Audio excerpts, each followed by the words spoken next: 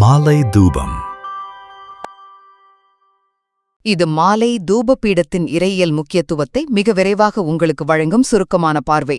பழைய ஏற்பாட்டு ஆசரிப்பு கூடாரத்தில் இருந்த இந்த தூபபீடம் நாம் எப்படி இயேசு கிறிஸ்துவின் மூலமாக மட்டுமே தேவனை அணுக முடியும் என்பதைக் காட்டும் ஒரு அற்புதமான வரைபடம். சரி, இந்த தூபபீடம் நமது ஜெப வாழ்க்கையோடு எப்படி தொடர்புடையது என்பதை 3 முக்கிய குறிப்புகள் மூலம் பார்க்கலாம். முதலாவதாக, பலியிலிருந்து வரும் நெருப்பு. கவனிங்க, தூபபீடத்தில் எரியும் நெருப்பு ஆசாரியர்களின் சொந்த முயற்சியால் உருவானது கிடையாது. அது இரத்தம் சிந்தப்பட்ட வெண்கல பலிபீடத்திலிருந்தே, அதாவது சிலுவையை குறிக்கும் பலிபீடத்திலிருந்தே வரவேண்டும். வாகனத்திற்கு எரிபொருள் எவ்வளவு முக்கியமோ அதுபோல கிறிஸ்துவின் கல்வாரி பலி இல்லாமல் நமது ஜெபங்கள் என்ற வாகனம் ஒரு அடி கூட நகராது. இரண்டாவதாக, அந்நிய அக்கினி பற்றிய ஒரு கடுமையான எச்சரிக்கை. தூபத்திற்கான நெருப்பு சிலுவையிலிருந்து மட்டுமே வரவேண்டும், இல்லையா?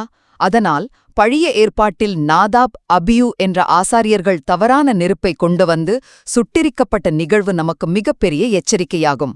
நமது சொந்த சுய நீதியையோ அல்லது வேற மனிதர்களையோ நம்பி தேவனை அணுகுவதுதான் அந்த அந்நிய அக்கினி. இறுதியாக, அதிகாரமுள்ள பொன்கிரீடம். தூபபீடத்தின் மேல் விளிம்பிலிருந்த இந்த பொன்கிரீடம் நமது மத்தியஸ்தரான கிறிஸ்து எப்படிப்பட்டவர் என்பதை காட்டுகிறது. அவர் பிதாவின் முன்பாக பரிதாபமாக கெஞ்சிக் கொண்டிருக்கும் ஒரு சாதாரண ஆசாரியர் அல்ல. அவர் சிங்காசனத்தின் வலது பாரிசத்தில் அமர்ந்து நமக்காக பரிந்து பேசும் அதிகாரமுள்ள ராஜா. சுருக்கமாக சொன்னால், நமது ஜெபங்கள் பிதாவிடம் செல்ல சிலுவையின் பலி என்ற நெருப்பு கட்டாயம் தேவை. அந்த ஜெபங்களை நமக்காக அதிகாரத்தோடு சமர்ப்பிப்பவர் முடிச்சூட்டப்பட்ட ராஜாவாகிய கிறிஸ்துவே.